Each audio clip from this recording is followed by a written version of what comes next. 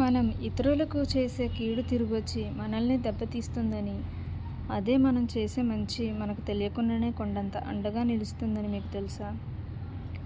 Hello friends, ఈరోజు ముగ్గులో రాని వాళ్ళు కూడా చాలా సులువుగా చకచకా వేసుకునే అందమైన డిజైన్స్ చూస్తూ మనుషుల స్వభావాన్ని, అందులోని మంచిని తెలియజెప్పే ఒక అద్భుతమైన కథను విందాం. ఆలస్యం చేయకుండా వీడియోలోకి వెళ్ళిపోదాం. స్టోరీ పేరు స్వభావం. రామయ్య, రంగయ్య ఇరుగు పొరుగు ఇళ్లలో ఉంటారు. రామయ్య అందరితో మంచిగా ఉంటూ తోచిన సాయం చేస్తుంటాడు. అతడంటే అందరికీ గౌరవం. రంగయ్య పరమ పిసినారి. ఊళ్ళో అందరూ రామయ్యకి మర్యాదిస్తుంటే అతడికి కుళ్ళుగా ఉండేది. తన పెరడును శుభ్రం చేసి ఆ చెత్తనంతా ప్రహరీ పైనుండి రామయ్య పెరట్లో వేసేవాడు.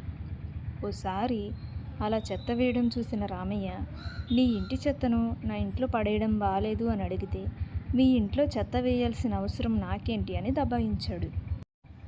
ఒకరోజు రంగయ్య ఇంటికి పొరుగురు జమీందారు సుబ్బయ్య వచ్చాడు. అతడి కొడుకును తమ అల్లుడిగా చేసుకోవాలనుకున్నాడు రంగయ్య. బియ్యం అందే విషయాన్ని సుబ్బయ్యతో చెబితే ఆలోచిస్తానని బదులిచ్చాడు. ఆ ఊళ్ళోనే రామయ్య అనే స్నేహితుడు ఉన్నాడని, ఆయన్ని కలవాలని రంగయ్యతో చెబితే, అతడు ఉండేది ఇక్కడే, వెళ్దాం పదండి అంటూ సుబ్బయ్యని తీసుకొని రామయ్య ఇంటికి వెళ్ళాడు. వెళ్తున్నాడే కానీ ఎక్కడ రామయ్య తన గురించి సుబ్బయ్యతో చెడ్డగా చెబుతాడేమోనని భయం మొదలైంది. రామయ్య, సుబ్బయ్య ఎంతో ఆత్మీయంగా పలకరించుకున్నారు. అడగకుండానే రంగయ్య మంచి వ్యక్తి అని సుబ్బయ్యతో చెప్పాడు రామయ్య. నా స్నేహితుడు చెప్పాడు కాబట్టి మన వియ్యానికి అడ్డేం ఉండదు, ఆలస్యం అవుతుంది, నేనిక వెళ్తా అని వెళ్ళిపోయాడు సుబ్బయ్య. సుబ్బయ్య వెళ్ళగానే, నిన్ను చాలాసార్లు ఇబ్బంది పెట్టాను, నీకు అవేమీ గుర్తులేదా రామయ్య అని అడిగాడు రంగయ్య. ఎవరిలోనైనా మంచినే తప్ప చెడును గుర్తు పెట్టుకోను. నేను ఒకవేళ గుర్తున్నా ఒకరి గురించి చెడుగా చెప్పే స్వభావం కాదు నాది అని బదులిచ్చాడు రామయ్య. అప్పటి నుంచి రంగయ్య తన స్వభావాన్ని మార్చుకున్నాడు. చూశారు కదా ఫ్రెండ్స్, ఎవరిలోనైనా మంచినే తప్ప చెడును గుర్తుపెట్టుకునే రామయ్య స్వభావం ఎంత గొప్పదో.